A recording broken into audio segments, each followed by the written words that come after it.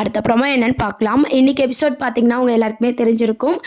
மீனை வந்து சமைக்கிறாங்க. உப்பு காரம் இல்ல அப்படின்ற மாரி பேசுறாங்க. ஒரு டிஷ்ல பார்த்தீங்கன்னா, காரம் அதிகமா போட்டுர்றாங்க. "என்னம்மா சமையலு?" அப்படின்ற மாரி மனோஜ், விஜயா எல்லாரும் பார்த்தீங்கன்னா, நம்ம மீனாவ திட்டிட்டு இருக்காங்க. எப்பவும் போல பார்த்தீங்கன்னா, அண்ணாமலையும் நம்ம மீனாக்கு சப்போர்ட் பண்ணாலும், மீனாக்கு என்ன பிரச்சனை தெரியல. டாக்டர்கிட்ட கூட்டு போணும். ஏதோ ஒண்ணு யோசிச்சு தான் அவ இப்படிலாம் பண்ணிட்டு இருக்கா அப்படின்னு சொல்லி முத்து வந்து பேசிட்டு இருக்காரு.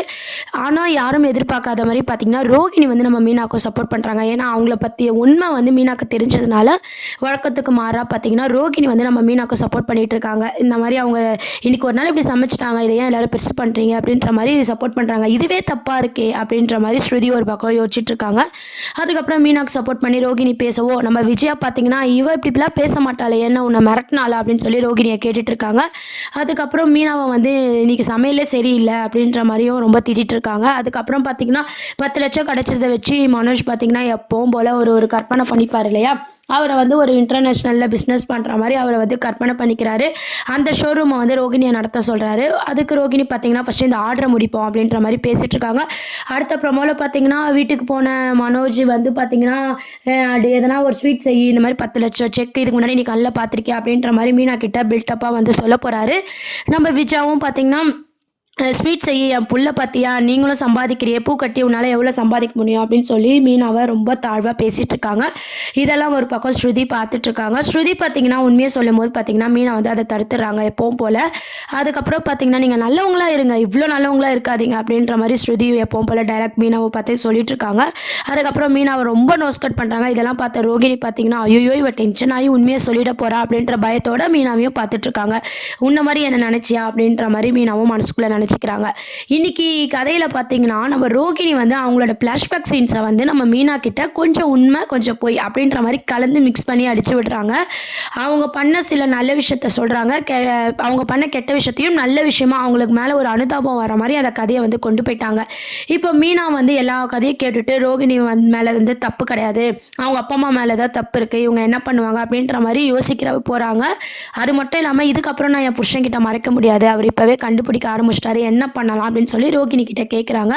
ரோகிணி அடுத்த ஒரு பிளான் பண்ண போகிறாங்க. இதுதான் அடுத்த ப்ரோமோவாக இருக்குது. என்ன பிளான் பார்த்தீங்கன்னா, எனக்கு ஒரு 3 மாதமாவது டைம் கொடுங்க, இதை நான் சரி பண்ணி கிருஷ்ணனை கூப்பிட்டு வந்து இந்த வீட்டிலே வச்சுக்கிறேன் அப்படின்ற மாதிரி பேசிகிட்டு இருக்காங்க ரோகிணி.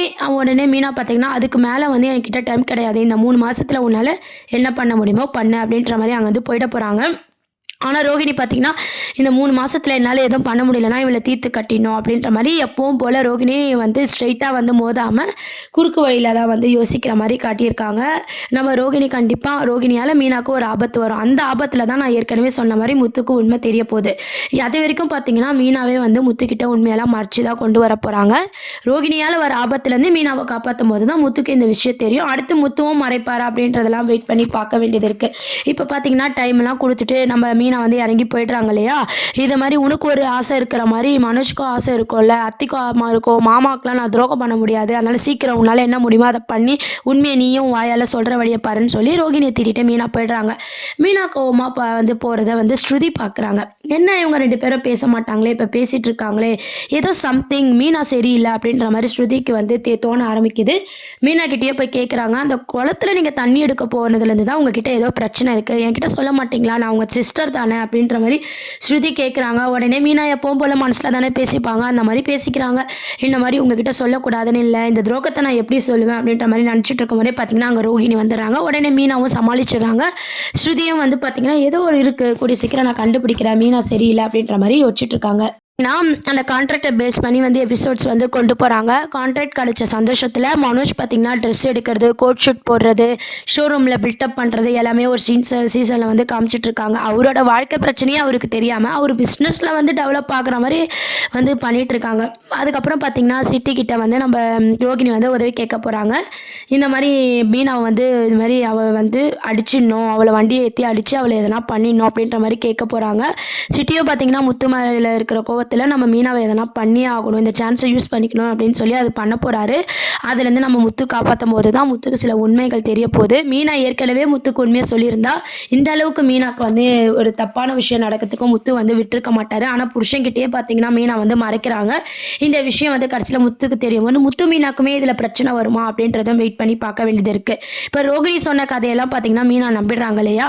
அதனால ரோகிணிக்கு டைம் கொடுத்துருக்காங்க. அந்த டைம்குள்ளே சரி பண்ணணும், அப்படி இல்லைனா மீனாவை போட்டு தள்ளிடணும். இதுதான் ரோகிணியோட பிளானாக இருக்குது. அது ஒரு பக்கம் கொண்டு வராங்க.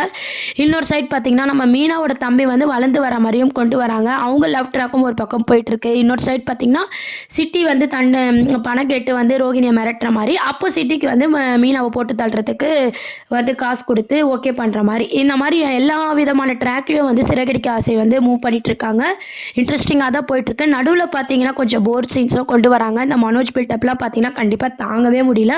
இந்த கான்ட்ராக்ட் பார்த்தீங்கன்னா கண்டிப்பாக கேன்சல் ஆக போகுது. அது மூலமாக எப்பவும் போல் ரோகிணிக்கு மேலே நம்ம விஜயாவுக்கு கோவம் வரப்போகுது. அது மட்டும் இல்லாமல் ஒரு கட்டத்துக்கு மேலே ஸ்ருதியை தான் வாயால் தான் வந்து இந்த உண்மை வந்து தெரிஞ்சு எலக்டப் சொல்ல போகிறாங்க. மீனாவால் தான் இந்த கான்ட்ராக்ட் மனோஜ் கிடச்சிது, ரோகிணியால் இல்லை அப்படின்ற உண்மை வந்து நம்ம ஸ்ருதி தான் வந்து சொல்ல போகிறாங்க. இதை கேட்டு மனோஜ் விஜய் எல்லோரும் ரொம்பவே ஷாக் ஆக போகிறாங்க. அதனால் விஜயா பார்த்திங்கன்னா இவளுக்கு நீ கூட்டு களவானியா அப்படின்ற மாதிரி மீனாவே திட்டிகிட்டு இருக்காங்க. ரோகிணியும் திட்டுறாங்க.